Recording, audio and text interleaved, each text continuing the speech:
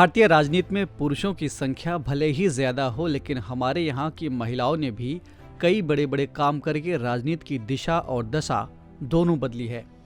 ऐसी ही महिलाओं में से एक रही हैं देश की पहली महिला मुख्यमंत्री सुचेता कृपलानी। सुचेता कृपलानी एक भारतीय स्वतंत्रता सेनानी एवं राजनीतिज्ञ थी। इनका जन्म 25 जून 1904 को अंबाला शहर में हुआ था। उनके पिता एसएन मजूमदार राष्ट्रीय आंदोलन के प्रबल समर्थक थे। सुचेता ने दिल्ली के इंद्रप्रस्थ कॉलेज और सेंट स्टीफन कॉलेज से उच्च शिक्षा ग्रहण की। कॉलेज से निकलने के बाद 21 वर्ष की उम्र में ही ये स्वतंत्रता संग्राम में भाग लेना चाहती थीं।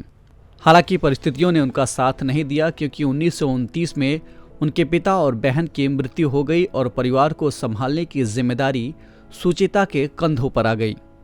इसके बाद वे बनारस हिंदू विश्वविद्यालय में संवैधानिक इतिहास की प्रवक्ता बन गईं। साल 1936 में उनका विवाह आचार्य जेबी कृपलानी से हुआ। सुचेता के इस कदम का उनके घर वालों के साथ साथ महात्मा गांधी ने भी विरोध किया। दरअसल जेबी कृपलानी सिंधी थे और उम्र में सुचेता से 20 साल बड़े थे। इसके अलावा गांधी जी को डर था कि इस विवाह के कारण आचार्य, जो कि गांधी जी के दाहिने हाथ थे, वे कहीं स्वतंत्रता संग्राम से पीछे न हट जाएं। खैर, आचार्य कृपलानी का साथ पाकर सुचेता पूरी तरह से राजनीति में कूद पड़ी।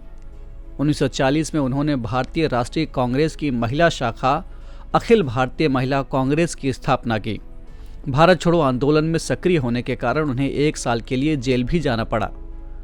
बंटवारे की त्रासदी में सुचेता महात्मा गांधी के बेहद करीब रहीं और वे उन चंद महिलाओं में शामिल हैं जिन्होंने बापू के करीब रहकर देश की आज़ादी की नींव रखी।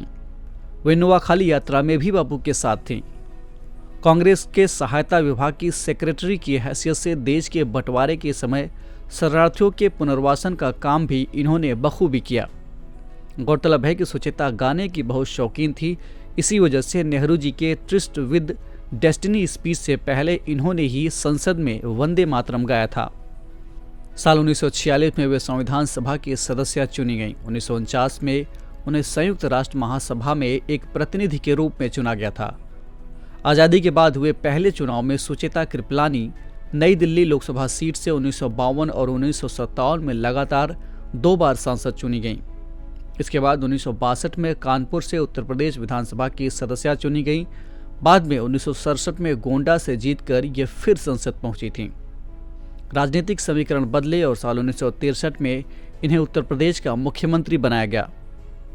बता दें कि सुचेता भारत के किसी भी प्रदेश की पहली महिला मुख्यमंत्री थीं। साल 1971 में इन्होंने राजनीति से संन्यास ले लिया। इसके बाद वे अपने पति के साथ दिल्ली में बस गईं। कोई बच्चा न होने के कारण इन्होंने अपनी सारी संपत्ति लोक कल्याण समिति को दान कर दिया। इसी समय उन्होंने अपनी आत्मकथा एन अनफिनिश्ड ऑटोबायोग्राफी लिखनी शुरू की। ये 3 भागों में प्रकाशित हुई। धीरे धीरे इनका स्वास्थ्य गिरता गया और 1 दिसंबर 1974 को हार्ट अटैक के कारण संविधान निर्माण की इस नायिका का निधन हो गया।